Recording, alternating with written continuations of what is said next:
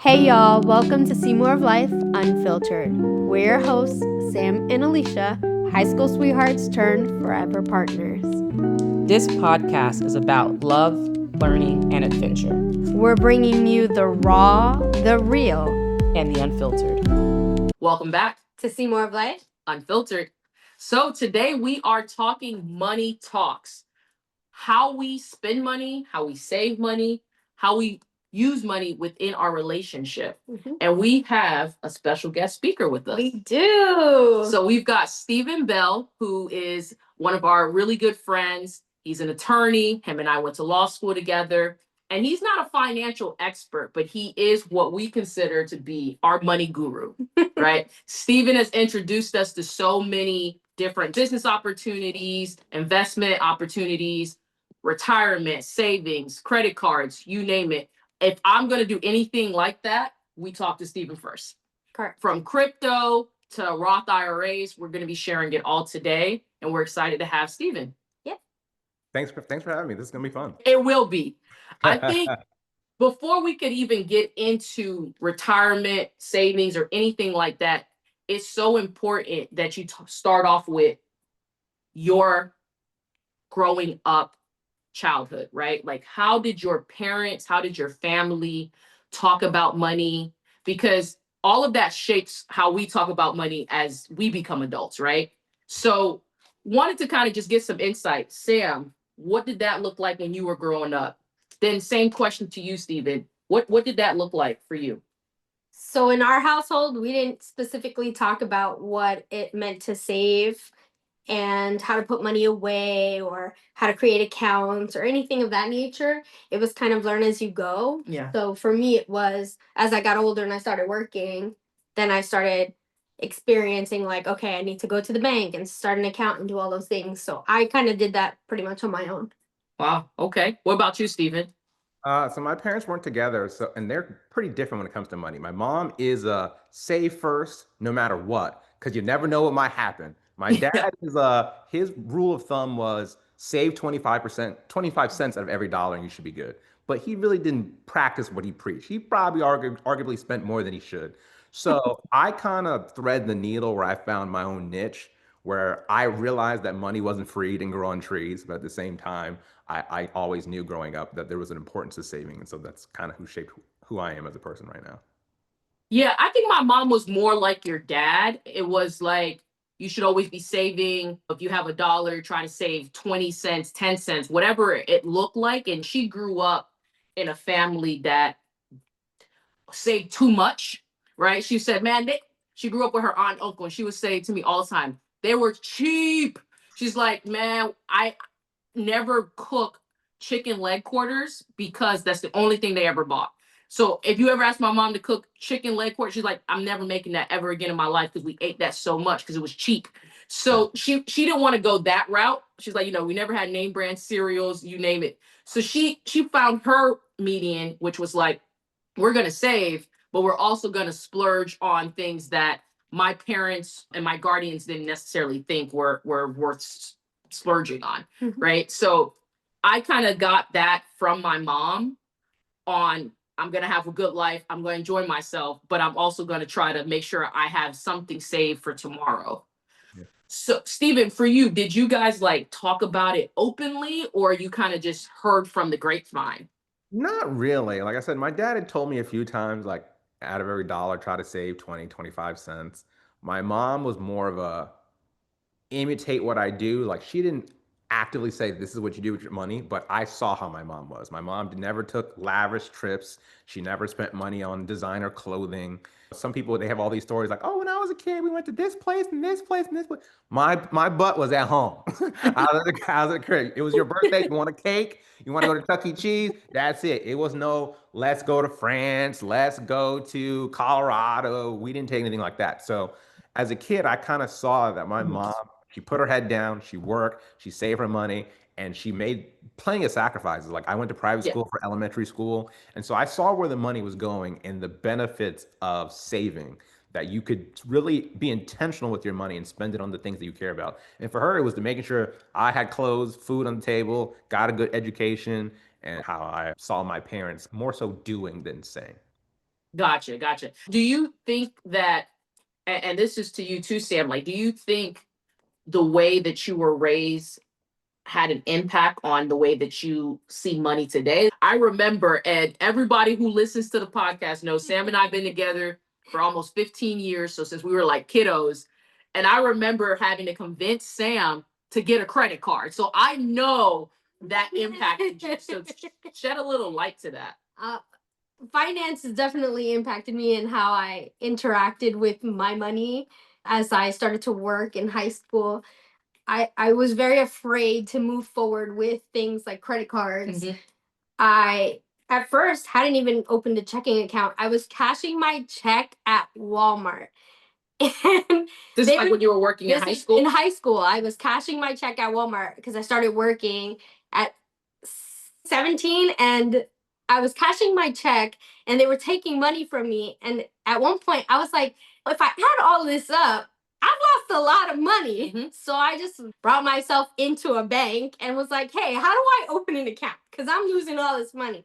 But it really scared me to move my money and figure out what I should do next because I had no guidance, and not in a mean way towards my family or anything, but they were also learning. So it was like, how do I navigate this in a way that I can learn and continue to grow and save and manage my money for myself? No, that makes sense. And I just remember like us having that conversation. I'm like, well, babe, I understand that you want to live this life where you don't have debt, you don't have problems, you're good to go. You know, you're fearful of that, but at the same time, you need credit. You have to be able to build it, and it's important.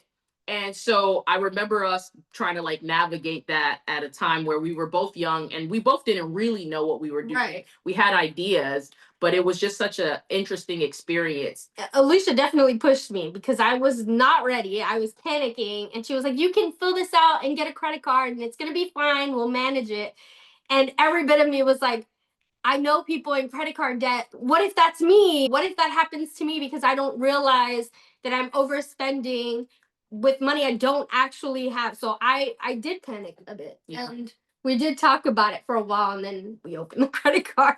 Stephen, did you ever go through anything like that where you had some fear trying to take this like next step or this leap, or you were just kind of like, it's something I got to do? It was one of those things where you don't know what you don't know kind of thing. And so I remember being young, my dad took me to Suncoast Credit Union. He was like, we're opening up you a bank account. I was thinking, okay. Like to me as a kid, I don't see the benefit of having a bank account. I was like, you say I need this, fine. To this day, my dad is still on my Suncoast account. And so it was one of those things where he just opened the account. I got the debit card. And so when I started college, that's how he would give me money. He would just say, oh, I transfer some money into your account because he also banked with Suncoast. And so I used primarily a debit card until I think we went to law school. One of my friends told me, hey, I opened this Discover credit card, and what I'm about to tell you, I do not advise anyone else to do, but he's like, if you lie on your income, they'll approve you and you can get the card to start building. Do not, okay, this is a good time for some disclosures. This is not legal advice. This is not financial advice. Don't do this. That's credit card fraud. None of this that we say to you all today constitutes any sort of binding relationships. We are not here to give you financial or legal advice. We're here to just tell you our experiences, and you should take from that what you will. Yeah. Correct. Don't know what the statute of limitations is on that. But I will tell you, I will not name the financial institution, but that's how I got started with credit card. My friend gave me the advice, you just lie on your income.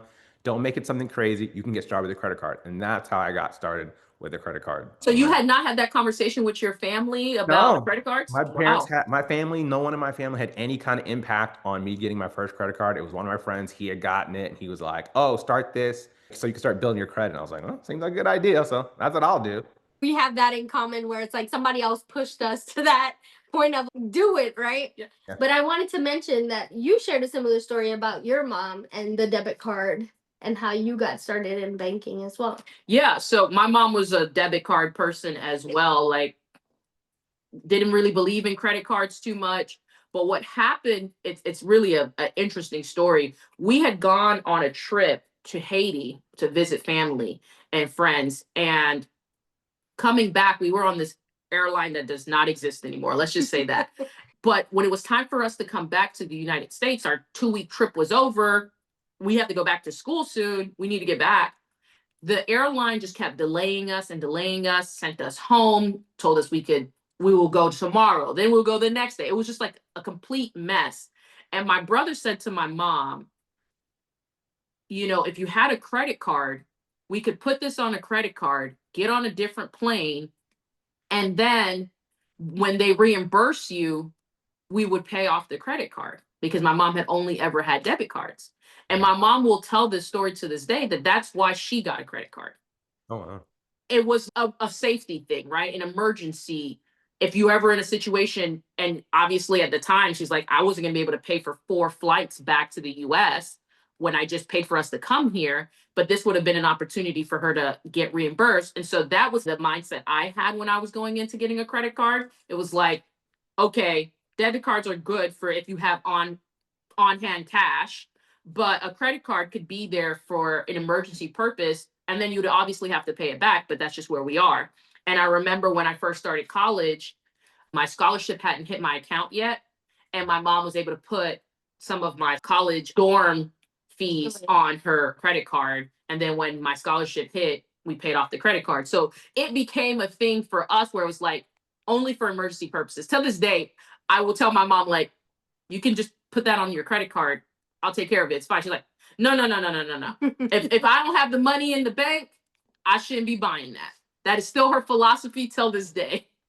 Yeah, my mom's the same way. My mom still has, I don't even know if you or any of the people listening to this might know what this is. It's called a Christmas club that she still uses at her job, where they take a portion of her check and they put it in a separate account that's called like Christmas. And so she waits all year, and whatever is in the Christmas club account, that's the only amount she's willing to spend for Christmas.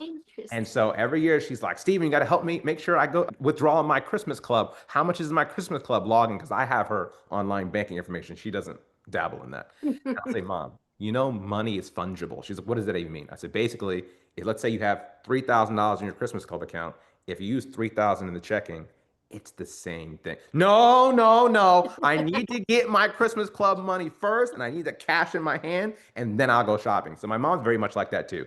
If she ain't got the cash, she ain't spending it. Nope. Over the years, she's like, gotten better with credit cards, but she likes that cash, because once that cash is done, she done. Yeah, that's it. That's how my mom is. She's like, I only use that credit card for Mercedes. If something crazy happened on her car, she's willing to put it on the credit card. Otherwise, she ain't dealing with it. She's not dealing with it at all.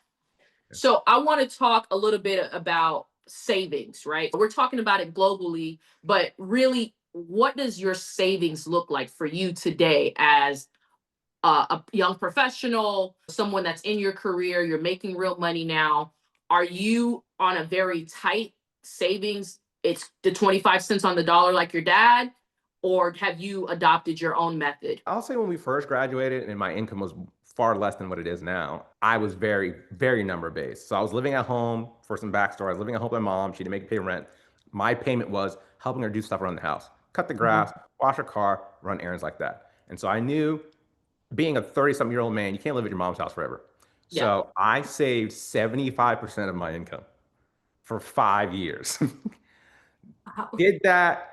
Bought the house. I'm in it right now. It worked out. These days, as my income has grown and I don't have that shining star of this is where my money is saving to buy me, I'm not as strict, but I'm definitely a savings first person. And by that, the way I implement a rule where I'm very big on delayed gratification. If I see something I want and I know I can afford it, it doesn't necessarily mean I should go buy it. Because I'm a big Facebook marketplace guy. Ooh, if I see something at retail price for $1,000, I say, I bet I can get that on Facebook for $200 or $300. And so I'll wait and wait and wait until I can find it. And so I don't really necessarily have a number, but most of my money is saved and I don't just spend it frivolously. We're at the point now in our careers where we're in a similar boat, right? We could afford a lot of things. And Sam and I love to vacation and travel and have a good time. And so I would much rather drop thousands of dollars on a vacation than drop thousands of dollars on an item that after a while it's not shiny anymore, right? And so we're with you on that. Like, just because I can't afford it doesn't mean I have to. And I can be a little cheap at times. I'm like, is this $2,000 TV going to look the same as the $200 TV? Y'all really have to convince me, you and Sam, that the quality is different because I don't really be seeing it. Yeah. Because I'm just like, really? Can't we just use the same TV we've been using for the last 10 years? So I can get that way sometimes. How do you feel about spending on big ticket items? Big ticket, I don't feel like we buy big ticket items often because we travel so much, right? Yeah. We do a lot of traveling excursions, things where we're out and about. So big ticket items are not a big deal to us. I do think that sometimes, even if we've had something for 10 years, it takes us a while to jump the gun on it and like actually buy something like the TV. Because I recall us having that red TV from the dawn of time, taking it all the way back in our very first apartment. I had a red TV that I got as a gift for Christmas one year that I had never used. And so we used that thing down for at least 7 years. I I believe remember in I these saw it ones in your Gainesville apartment. I remember seeing that. Yeah. And I was like, they use that small old TV in his living room. It's working. It worked, and we were not gonna change it unless we absolutely needed to. And I feel like we kind of function the same way today. Yeah. But we do spend a little more on what we do change. Yeah. So the thing is, for us, Stephen, obviously, Sam and I are in a relationship. We've been a couple for a very long time. Whenever people ask us about, oh, how do you guys break down finances? How do you guys do things?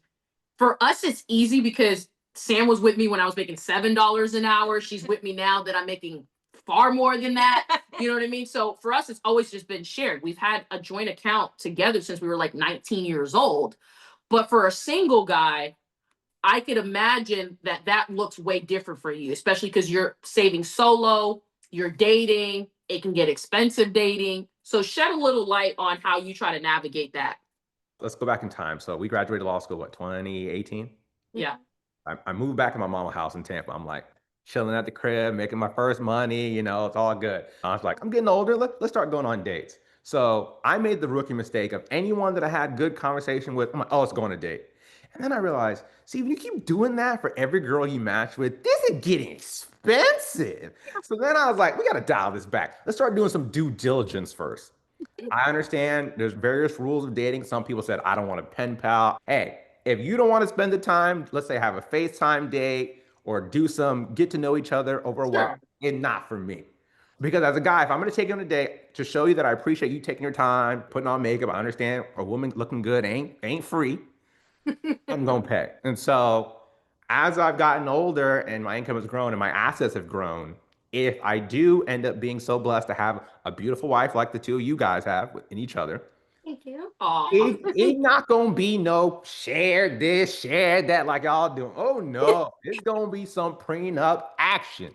100. I make this very clear in the beginning. I'll be on a first date talking about money. What's your credit score? How much debt you got? And people are like, you asked that on the first date? I said, well, yeah, because if you have a credit score to 500, I'm not judging you as like a poor person. That just tells me you're just poor with money. And based on that one fact alone, we are probably not compatible because I am hypersensitive about money. And so you could be a cool person. We could be friends. We can hang out, but that may not be a good person for me to date long term. So I get into the meat and potatoes and all that kind of stuff. So if I were to get in a serious relationship, I would probably want a separate account for myself. She has a separate account, and then we have a joint account for bills because we're two grown people. We both work. We both have achieved so much success. Neither one of us need to be nitpicking. Oh, I see you buying that Starbucks every day. It's a waste of money when we have a cure right here. And or she will be like, oh, why you need a 77-inch TV? The 65-inch TV was good enough. We don't need to do that. And that's one less thing to fight about. And so by having those three separate accounts, I think that alleviates one of the biggest things that a lot of couples fight about, which is money. I like that he said that's one of the biggest things that a lot of couples fight about because we've seen it, right? We've seen it with friends, we've seen it with family. And Sam and I are always, I'm not going to lie, this is not to toot our own horn, but we are always taken aback by it because we've been doing this for so long, joint accounts at 19, that we're like, oh, okay, oh, this is awkward. Or we go to dinner with another couple and they both put in their card. Look, to each his own, do your thing. But it's weird for us, right? So we're always like, okay, yeah, we just got this one card because it don't matter if Sam pulls it out or I pull it out. We share the same card, so it don't matter. So it's always interesting to hear another perspective. And I think that it might be a downside to some people that you bring up those conversations on a first date, but those conversations are important. Like, why do we need them to wait? I agree. On my Hinge, one of the prompts is something I would like to know about you, and I put your credit score. And I've had people comment, "Oh, why are you being so nosy?" Or, "Oh, you should at least take me out first before you asking that." To me, a credit score and your name is like synonymous in terms of like Mm. levels of secrecy or privacy. If it's that big of a deal where you're hiding it, it's probably bad because no one's out here hiding a good credit score. So if That's you're the true. need to hide it, nah, B, this ain't it. It's so funny that he says if you're hiding it, it's not good. It's just like we're in real estate and someone will always ask, what's the minimum credit score that your landlord requires to move in or whatever? And that always is an alarm in my head. I'm like, well, what you got? And that you're asking that, right? Like, because you asked for the minimum. So are we down there? So, just let me know in advance so I can navigate that for you. You were going to say something. No, I agree. I was gonna go back to Steven's comment about like that's one less thing to fight about, finances. I actually had a conversation with another friend and we were talking about finances and she brought up a good point. She said, I was thinking, oh, it's not that serious to have these conversations. She was like, actually, couples end up on like first 48 and other things because of finances. So she was like, so it is a serious thing to talk about. And I think that it's important as a single person who is dating to bring those conversations up because we don't have those conversations because we've been doing this for so long. But I can't imagine walking into something where I spoke to someone who had just gotten married and they were like, my partner just found out how much debt I'm in, and I was shocked to my core because then they proceeded to tell me how much debt they were in.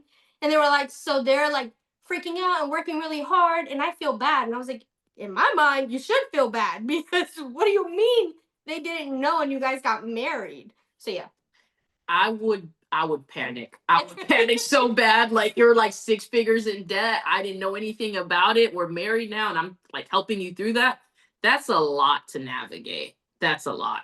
Yeah, and see, that's my thing. Like, I'm no dating expert. I've been single a long time. I don't profess to be any kind of expert. But I'm thinking about how many hours that you likely spend with someone before you get on one knee as a man and propose. And at no point, pillow talk, dates, frolicking in the park, looking at a rainbow, did you ever think, before I get on this knee and figure out her ring size, let me figure out how much debt she got? And it's mind boggling that people can walk down the aisle, Mm-hmm.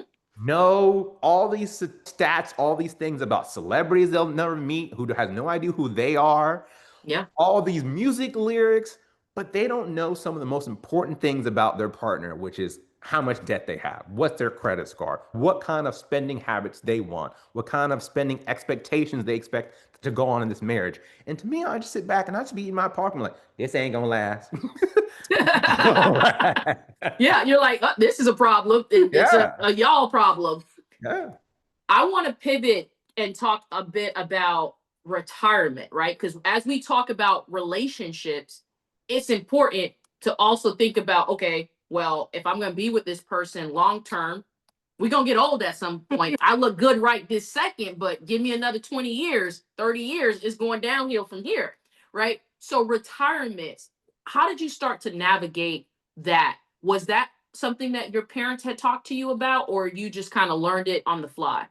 So this is something I completely learned on my own. Graduating law school, starting to see money, starting to see Uncle Sam take his cut. You have to pay for health insurance because you're no longer 26 anymore. Can't be on your health. Start seeing all this money, all these different places. And then obviously, when different jobs have different kind of requirements before you can enter their 401k program. But eventually, you've been on a job for 6 months or more, they'll say, hey, you're welcome to the 401k program.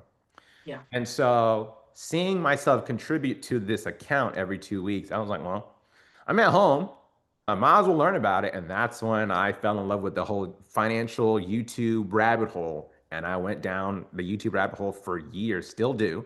Learned about Roth IRA, HSA, tax advantage accounts, and all this kind of stuff. And that's how my origin story into learning all this kind of stuff.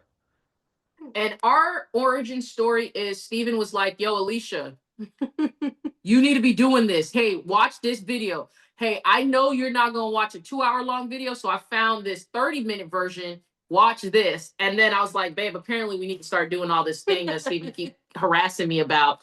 And that's how we got I involved. want to say for me, I remember being 19, working at a store, hitting full time at the store, and them handing me a packet saying, okay, you're part of the 401k process.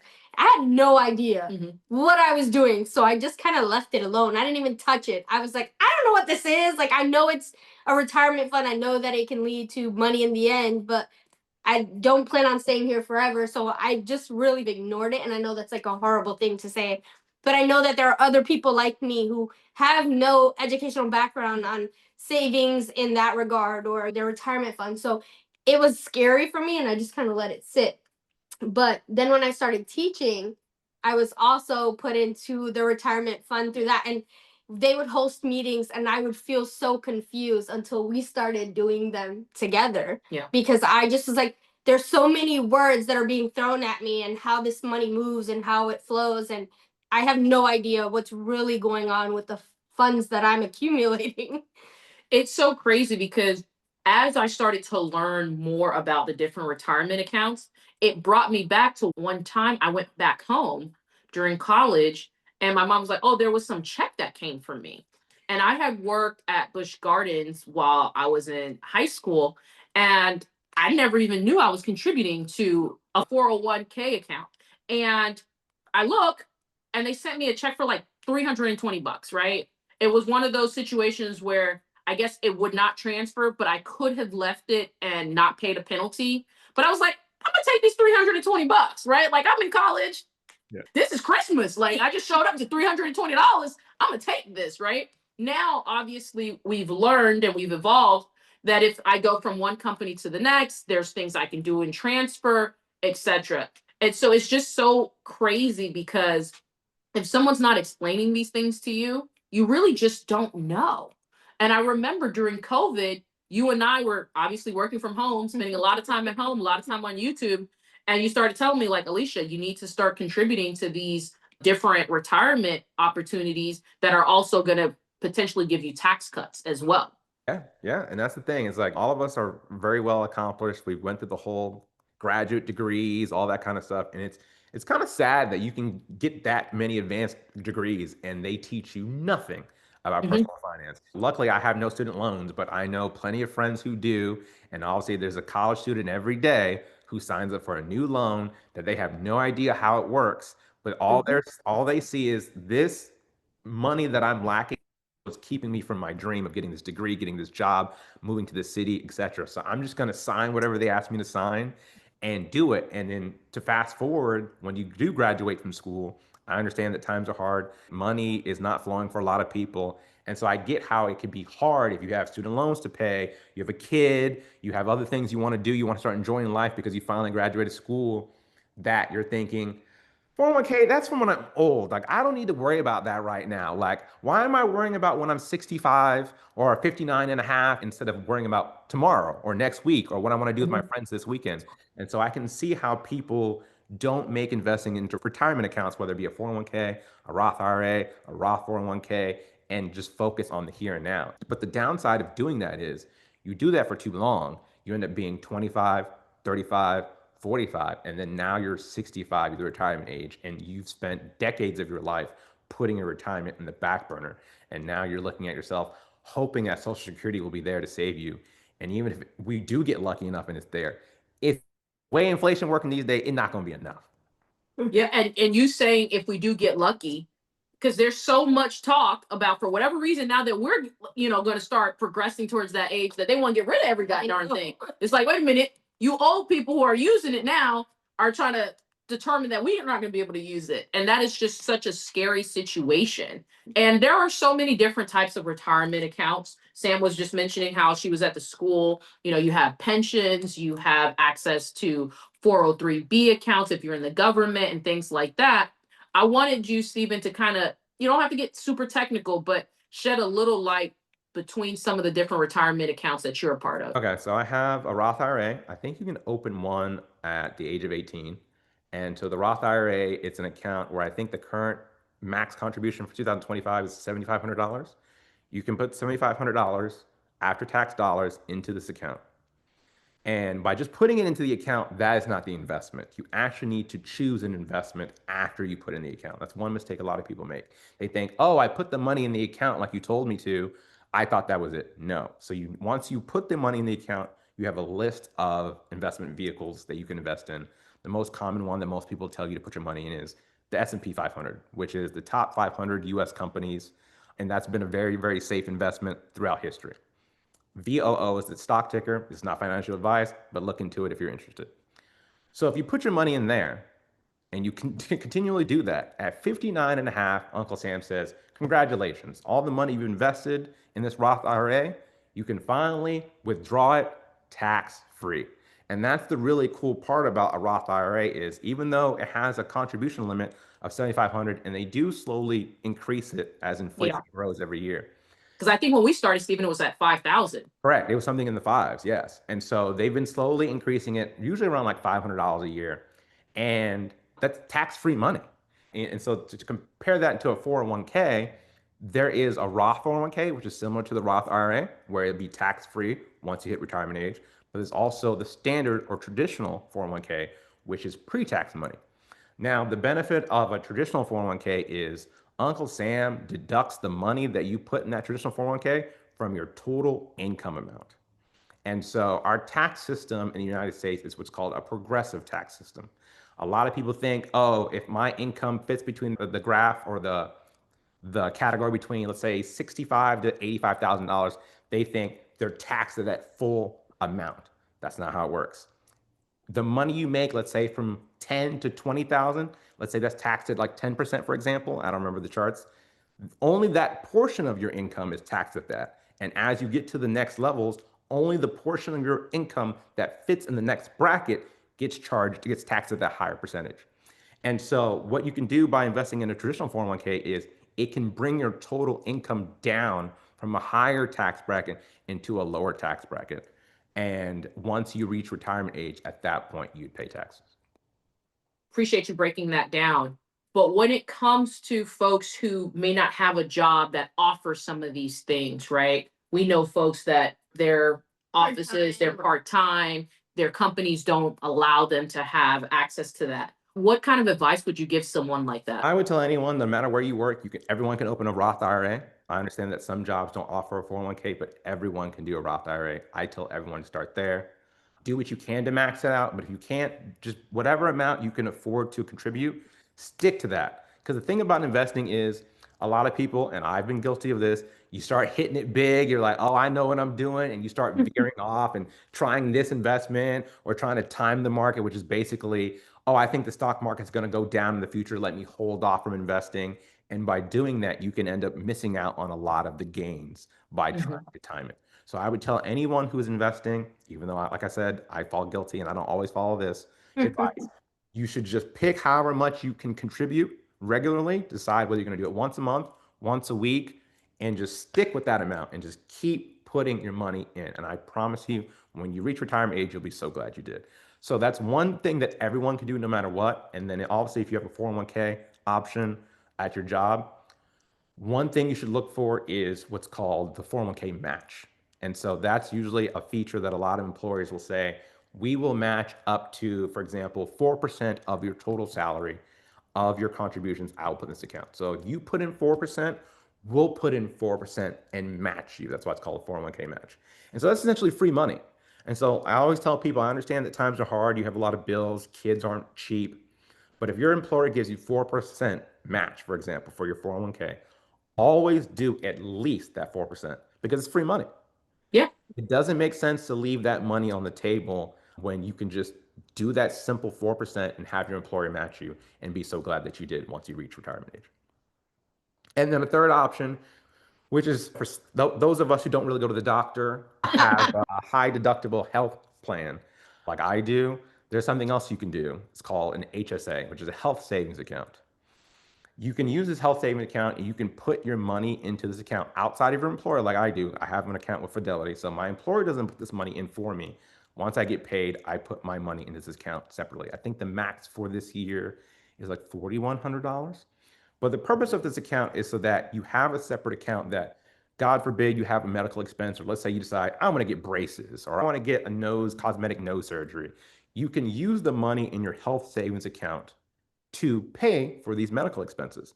And Uncle Sam also gives you a tax write-off for that. But that's not how I use my health savings account. I use my health savings account as another investment vehicle because most health savings accounts allow you to put the money in that account and then make investments as if it were a Roth IRA or a 401k. And so I've been holding all of my HSA money in my HSA and just making investments while also holding on to the receipts of all of my medical expenses so that when I do reach retirement age, I can then cash in all these receipts and say, pay up my eye exams for the last 20 years, my $5 dentist copay, do that. And they'll say, Stephen, why do you want to wait until you're old versus doing it now? Because it gives my money opportunity to grow.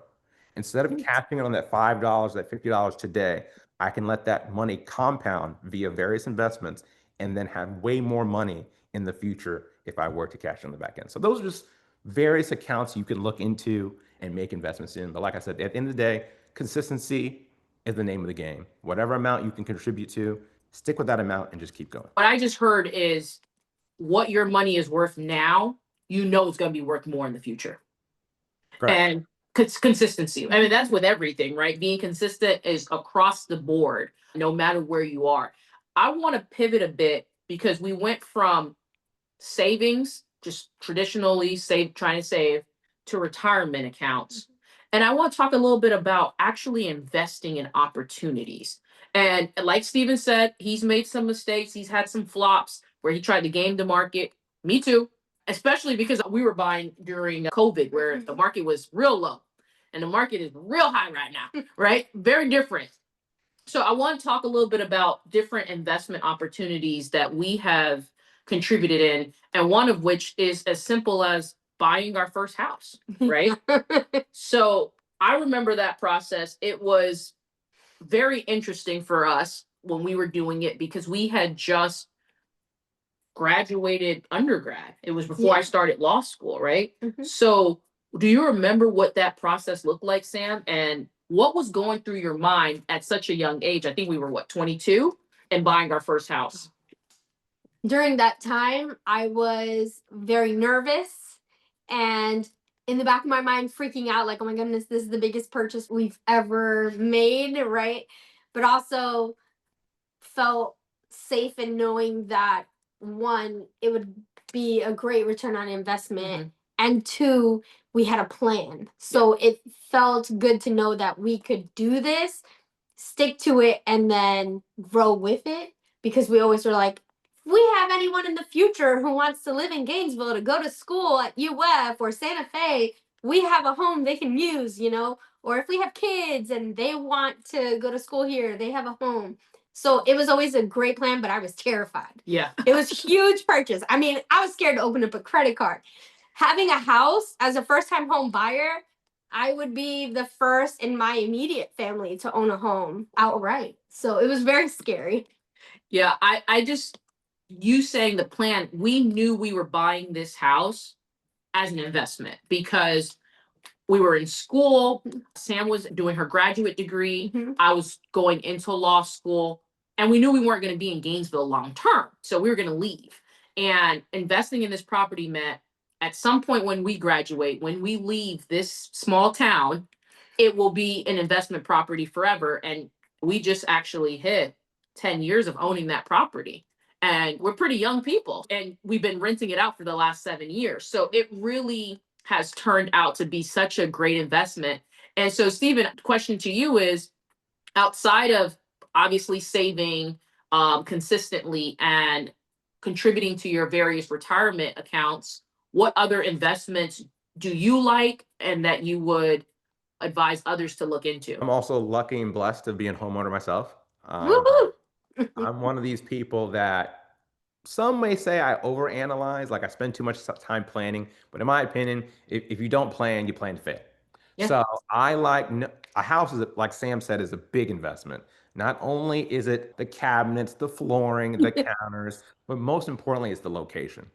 Sometimes people can fall in love with the interior of a house, the idea of a house, but it might be next to a power line, or it might be a busy school down the street with a bunch of kids Mhm. running around, and you may not like that. And so I think it's important that when you're making a big investment like that, you think about all those things. You think about the maintenance, you think about the down payment, and to focus on the down payment, a lot of people don't even know what something called closing costs are. Yeah. I remember when I was looking to buy a house, when I was thinking I was in college, I was like, when I graduate, I'm gonna buy a house. I kept thinking, just gotta save up that 20% for my down payment, 20% for my down payment. And then I realized, wait a minute, there's a whole nother thing that's tens of thousands of dollars called closing costs. And so I should reevaluate how much I want to put down. But other than a house that I've been lucky to have for now 2.5 years, I also invest in crypto. Yep. I remember I came to Alicia and I told Alicia, I was like, hey, on my YouTube journey, I've dabbled into this thing called crypto. She's like, Steven, what's that? I was like, oh, Alicia, this thing called Bitcoin. This thing called Ethereum. This thing called Cardano. This thing called Solana. I saw how much those things were appreciating every year. And I was like, man, I was like, I understand that people say this is fugazi, fake money, a neck to mouth breather in his mom's basement made up. And now he's trying to scam everyone out their money. But I kept seeing, because Bitcoin was created, which was the first cryptocurrency, was created in 2008. And so Mhm. by the time we graduated law school in 2018, and I really started looking at crypto during the pandemic in 2020, I was like, this thing has been out for over 10 years. Yeah. Thing started at a cent, and now it's thousands of dollars. And I was like, this might be just one of those crazy investments where you say, okay, am I expecting this thing to retire me? Probably not. But if it does take off and I miss out on this opportunity, I'll never forgive myself. And this was one of those things where I took a small amount and I said, I'm going to keep doing. And then I saw the returns gain way faster than in my 401k, than in a home appreciation. And I kind of got the crypto bug. And so I kept diving deeper and diving deeper. And now I have way more money in my crypto account than I ever thought I would put in there. But it's been a good investment vehicle. And then my other diversification investment option is I'm actually investing in a real estate startup company. Their main goal is that they buy homes that they consider to be a wedge. And what they mean by a wedge is it's selling for a lot less than what it's worth after the fix up cost. So they might find a moldy house or hoarder house or something, a house that a traditional home buyer like you and I would not want. Either A, because we can't see the vision of what it would be once it gets fixed up, or we may not have the capital to do the proper repairs to fix it Mhm. up, to make it a beautiful home. And so they buy those homes because there's less people willing to buy those homes. They can get a deal. They might be able to buy a $500,000 home in a $600,000 neighborhood that needs $30,000 worth of repairs. And so you're sitting at a net equity of $70,000 out the gate. Yeah. Okay. I invest in that startup company and it's been great. They pay a 5% yield every year. And it's one of those long-term things where there's a lot of startups that start off great and end up going to zero. And that's a possibility with this investment too. I take that risk knowing the money I put in that investment vehicle, it can end up being nothing. The company can go bankrupt. But if it pans out, who knows what it could turn into? And that could just be another addition that I have on the side to supplement not only retirement, but whatever things I might want to do in life, whether it be a lavish vacation, whether it be a car, whether it be a future kid's college tuition, it can just be another set of money that I can use to pay for the things that I want to spend money on in life.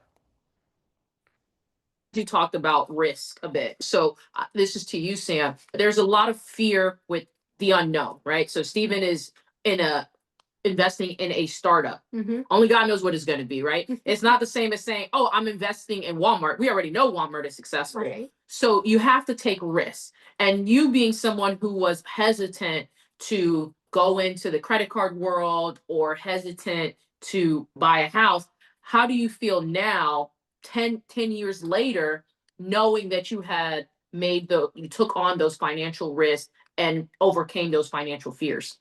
For me, it was a lot of learning and growing. And now that we've experienced what we have based off of the risks we took, like me opening up a credit card or buying our first home, I feel more secure in the decisions we make financially. Yeah. So I trust that if you present a business deal or something that requires us to invest, that we will be fine. And that's the problem right there, folks. She trusts me way too much because I just will start making up some stuff. I think because that's my level of risk in this game, right? Like Yeah. you are the one who does the dealings of it all.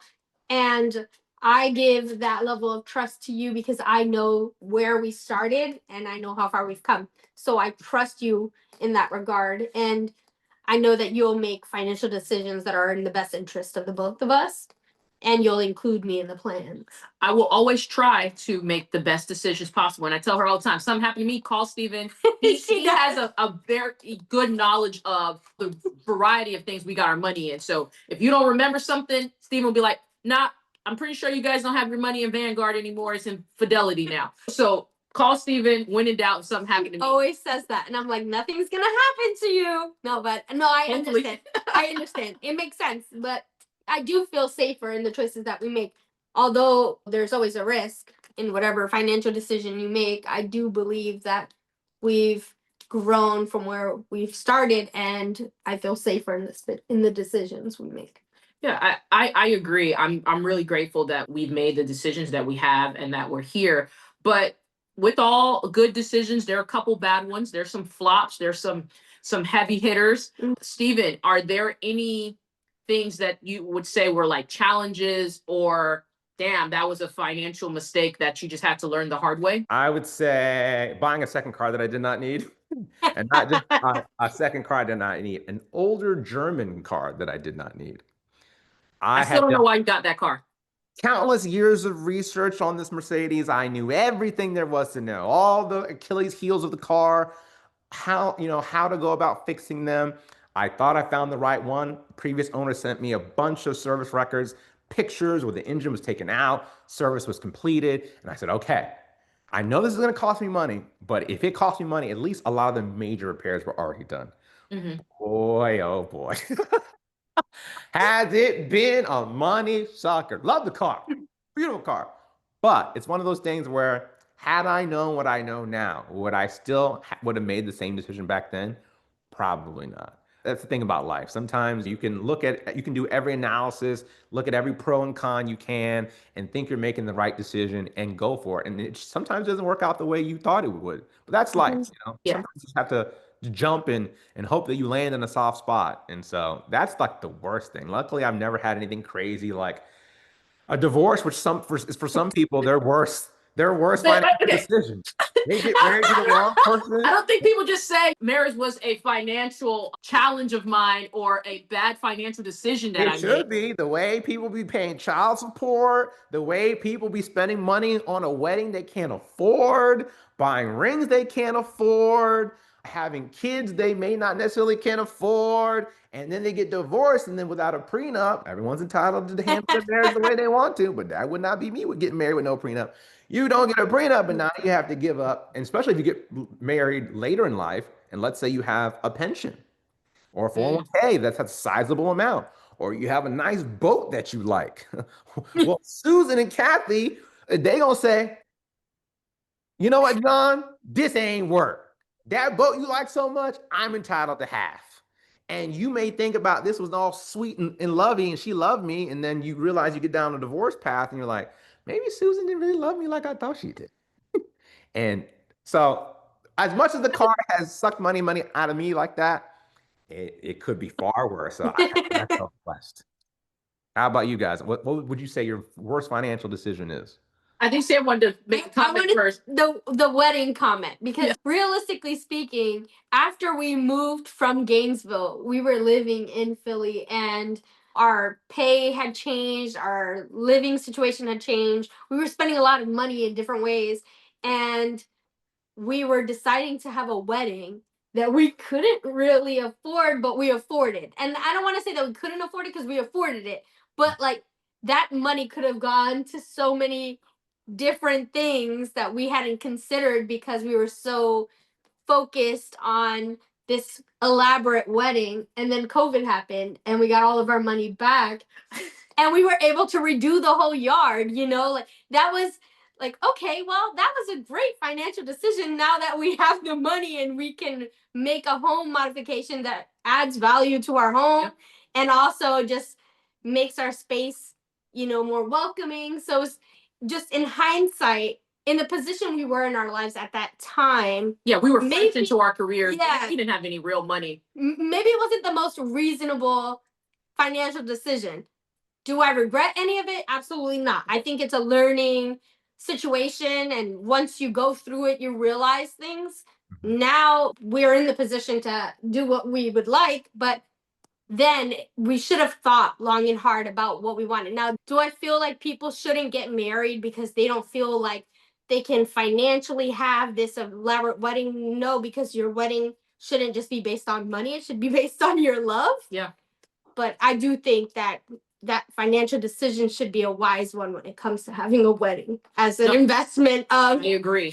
something you're gonna do. No, for sure. It's so crazy you brought up us getting our money back because COVID happened. I remember when we got the money back just from the venue, they had given us back $17,000.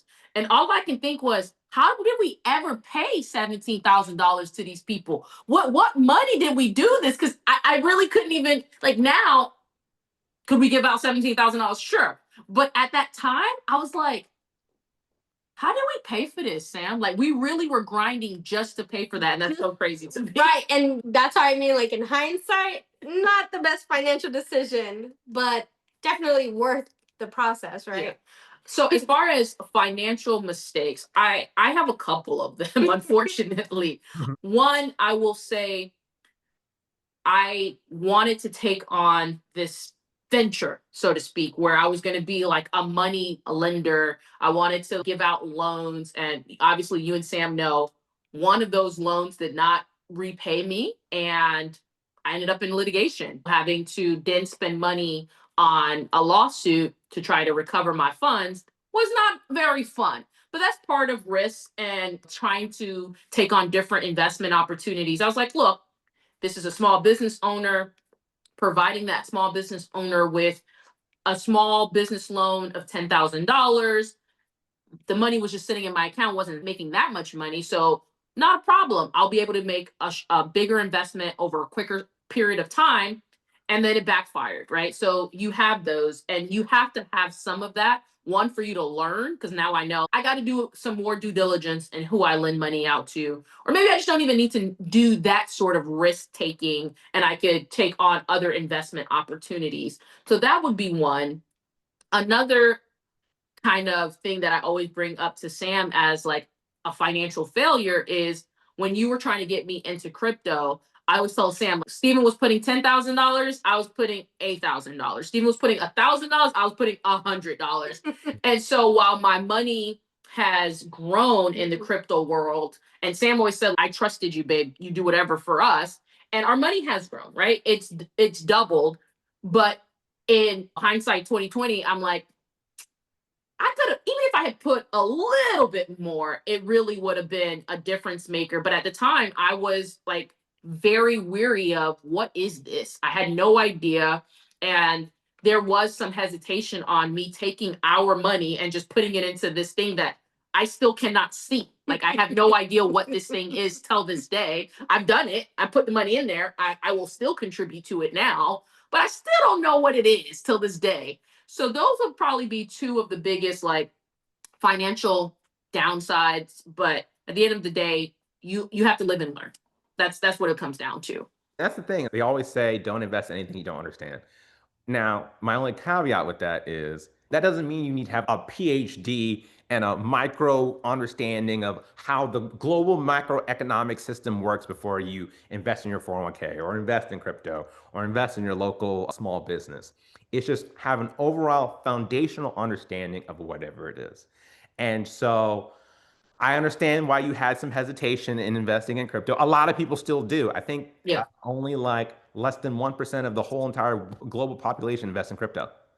Wow. And so there's a huge portion of society that either A, has no idea what it is, B, has no desire to ever invest in it or understand it at all, or C, do understand it, but think it's some big old scam that's going to all turn to zero. And so if it's not for you, that is fine. I will never judge someone who says, oh, I don't believe in crypto. I'm not going to say, oh, look at you, dummy. Look how much money I've made. I get it. Every investment's not for everybody, and that's perfectly fine. There's plenty of money to be made out here via various investments, whether you want to do the safe route of your 401k in the S&P 500 or your Roth IRA in the NASDAQ 100. And you don't have to chase the crypto. That's another mistake that I made. There was one company called Tattoo Chef. When I was going down my YouTube rabbit hole, I found this one YouTuber who's like, tattoo chef, man. It's like a organic, like frozen meal. And I was like, oh, I like frozen meals. I know a lot of Americans eat frozen meals. And they're like, but it's like a healthy, like organic. I was like, okay, Americans are trying to get healthy. I'll invest in that. Fast forward, the company, zero, bankrupt. And I keep that investment in my Fidelity account, in my Roth IRA, as a reminder. Sometimes, Stephen, you don't need to chase everything. Yeah. Sometimes just keeping it simple, sticking to the S&P 500, sticking to the tried and true stocks like the Teslas of the world or whatever have it, is the better decision. You don't need to chase everything. If everyone has a different kind of risk tolerance. I remember when I told my mom, and I remember I told you, Alisha, don't keep your money in your savings account in your traditional banking account. There's something called a high yield savings account, which is another kind of investment thing because they pay a way higher interest rate. I said, Alisha, Ally, you ain't never gonna see no Ally Bank on the street. It's not gonna be like Chase and Wells Fargo and Bank of America, but they're paying a higher interest rate, and you should really try it. And we've been doing it. I remember you got your mom into it. I got my mom into it. And it's been great. Now, obviously, there's something called FDIC insurance, which is like a federal backed insurance where they're willing to protect you up to $250,000 if that investment, if that company goes bankrupt. And so that's one thing that we were able to fall back on. Like, okay, we can't see this bank. We ain't never seen Ally on the street. We've never heard of it, but at least we have that insurance. Let's try it. And it's been a great decision. Think about It's been all the great. yeah, think about all the money we would have missed out on via interest if we didn't use a high yield savings account and we just stayed with traditional Chases and the Bank of America and the Wells Fargo of the world. No, you talking about my mom. I remember telling my mom, hey, your money has been sitting in this credit union and making 30 cents a year. Let me do this. She's like, take $10,000 first. Don't go taking all my money. Transfer 10,000 and I'll get back to you. I tell her, like, have you looked at your account? You made $125 last month. And she's like, Alisha, she starts whispering, this legal? Where y'all got that money? And then all of a sudden she's like, yeah, you can transfer all my money. No problem. Just leave now. It's leave 5,000 over there and take everything else and put it in Ally. And she loves it. She's all about it now. The same way we rely on our parents to teach us things, we're all now in a position to teach our parents some of these things. And I know Sam has talked to her mom about retirement accounts. I've talked to mine. And it's just full circle moments. What I like about what we're doing right now is we're young. We're not hiding the ball from one another. And I think it's so important for people to share this type of information with each other. Stephen is the one saying, Alisha, move y'all money out of Bank of America, get it out of there and put it into these high yield interest savings account. Obviously, we learned through Stephen this high interest savings account. You talked about it. We started doing it. And then something that I started once we moved down to South Florida was when I started teaching here, I opened up an account with their credit union. So when I opened that account as a teacher with no kids and we were financially working things out, that my check would pull out a certain amount of money that would go to this account every month. And that was something that I just let sit. I never looked at it, I never touched it because I just wanted extra cash to be set aside. So the money that I focused on or we focused on was what came in after that was pulled out. But checking my emails, which I rarely do, I saw an email that said that they were moving to high interest savings accounts. And so I walked into the bank and I had them switch it for me with that account. And I went from 1 cent every month to having $10 a month, $8. And then it just kind of started going up from there. And that all started because we had these conversations. Had we not had those conversations, I would have seen that email and I would have deleted it and just ignored it. But these are conversations that are important because I didn't know that that was something that could build us money. And then we started doing it on the grand scheme of things. And so when I was doing it on that account, it just started building from there. And I thought that was pretty cool. And I think it's important for people who, if they can spare that extra money on the side to put it in that account, even if it's just a small amount, it'll build for them. Yeah, do it now. Yeah. Especially while you can. And like I said, these conversations are super helpful. It's the same way we've never hid the ball on how much money we make or whatever the case is with our close friends. Because if I'm telling you I'm at this law firm and I'm making this, you can use that information to go get yourself more, or you can tell me so I can go get myself more, whatever the case is. And I think it's so important to not hide the ball with one another, because otherwise you're just doing not only that person a disservice, but yourself. And I think that's the scarcity mindset is a mindset that a lot of people have. And like this idea, this passed down idea that we've always heard, like there's certain taboo subjects like religion, money. Don't ask how much money someone makes. And I feel like those kind of ideologies that get passed down from generation to generation, it really hurts people. And Yeah. because, like you said, if people just accept that, oh, money is something we should not talk about, your high yield saving story is something that you may not have ever discovered if I was like, oh, my mom told me don't talk about money. I can't tell Alisha about this thing that I found. Or if Alisha hit the ball on what her firm is doing, that it could harm the way I'm trying to go about doing things at my firm. And I really think that people should really get together and share everything that they can about various things, because there's no way all of us can be well versed on everything. There's some certain people who are going to take a liking to these things and some people who aren't. And it's up to the people who have an interest in those things to share the things that they learn with the people who may not know or who aren't as interested, and so that we all can at least benefit from all the hard work that we do. Because it sucks to spend all these hours at a job, all these years, and you look back and say, man, if only someone I knew could have told me about this. And so I never want to be that person who's trying to hide information or trying to feel like I'm better than or have a leg up on someone because I kept some kind of investment secret or some kind of special account to myself. Hey, if I can do it, you can do it. And so I'm here to share everything that I have with everyone that I can come across. That's always been so important in our friendships all across the board. And we really appreciate you taking this time to talk to us and educate the folks. I'm still learning. I know you are, Sam is, and it's so good to be able to give this information out. One thing you want to leave the people with, Sam? Take the risk. Take the risk. Because had I not taken the risk to open up that credit card back at 19, 20 years old, I wouldn't have the credit score I have today and learned what I've learned over the years. You still have that credit card, by the way. I know. Wells Fargo. It's holds true to my heart. Take the risk, but in a smart way. Yeah. Don't go out here doing reckless shit now. Just take the risk in a responsible way. Yeah. Steven? I would say the thing that I live by most that I wish more people would do is delayed gratification. Delayed gratification is how I got to everything. When I was studying for the LSAT to get into law school, I could have went out partying with friends, or I could have been playing Xbox, but I said, I have plenty of time to do that later. Right now, I need to focus on this. Or when I was saving for a house, we graduated from law school. You see everyone buying a BMW, or everyone buying designer bags or designer clothing. And I could have said, I want to flex on social media too. I want to have a nice BMW and I want to have nice clothes. But I said, no, I have a plan. There's a house that I want to buy.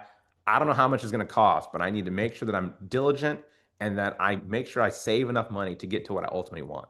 And so that's my advice to everyone. If there's something in life that you really want, whether it is that designer bag, or if it is a house, or whether it's having a family one day, make sure that you're being diligent and make sure you're taking on delayed gratification of not focusing on that dopamine today, but think about the dopamine effect that you'll get in the future if you just stick to your plan and implement some delayed gratification and ultimately achieving your goal.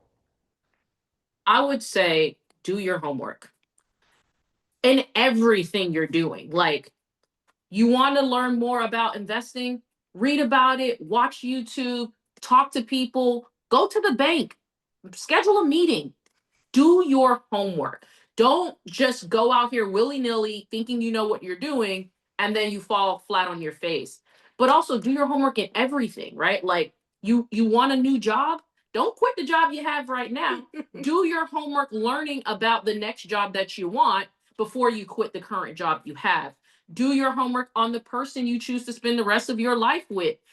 Steven says he doesn't wait till the 15th date or walking down the aisle to learn someone's credit score or the debt that they're in. He's doing his homework day one. You know what I mean? I'm doing my homework day one.